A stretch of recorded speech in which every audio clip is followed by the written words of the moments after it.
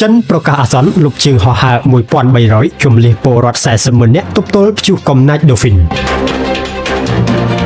ព្យុះទីហ្វុងដ៏កំណាចឈ្មោះ Dolphin កំពុងវាយប្រហារយ៉ាងខ្លាំងក្លាបំផុតទៅលើប្រទេសចិនរហូតធ្វើឲ្យអាកាសយានដ្ឋានអន្តរជាតិធំៗចំនួន2ក្នុងទីក្រុងសៀងហៃបានលុបចោលជើងហោះហើរជាង1300ខណៈអាជ្ញាធរចិនបានជម្លៀសពលរដ្ឋជិត40,000នាក់ចេញពីតំបន់ប្រឈមគ្រោះថ្នាក់ដើម្បីត្រៀមលក្ខណៈទប់ទល់នឹងឥទ្ធិពលនៃព្យុះដ៏មហិមានេះគួរឲ្យដឹងថាព្យុះទីហ្វុង Dolphin មានកម្លាំងខ្យល់បក់អតិបរមា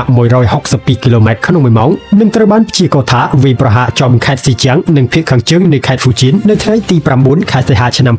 2026ក្រុមអ្នកព្យាករណ៍អាកាសធាតុចិនបានប្រមានថាតំបន់រងគ្រោះអាចនឹងមានកម្រិតទឹកភ្លៀងធ្លាក់ខ្លាំងចាប់ពី200ទៅដល់400មីលីម៉ែត្រក្នុងរយៈពេលប៉ុន្មានថ្ងៃខាងមុខនេះដែលបង្កជាហានិភ័យខ្ពស់នៃគ្រោះទឹកជំនន់និងការបាក់ដីយ៉ាងធ្ងន់ធ្ងរដូច្នេះដើម្បីទប់ស្កាត់គ្រោះថ្នាក់អាជ្ញាធរចិនបានសម្រេចផ្អាកសកម្មភាពធ្វើដំណើរតាមផ្លូវទឹកផ្លូវអាកាសជាបន្ទាន់ដែលនេះគឺជាការប្រកាសលុបចោលជើងហោះហើរដ៏ច្រើនបំផុតមិនធ្លាប់មាន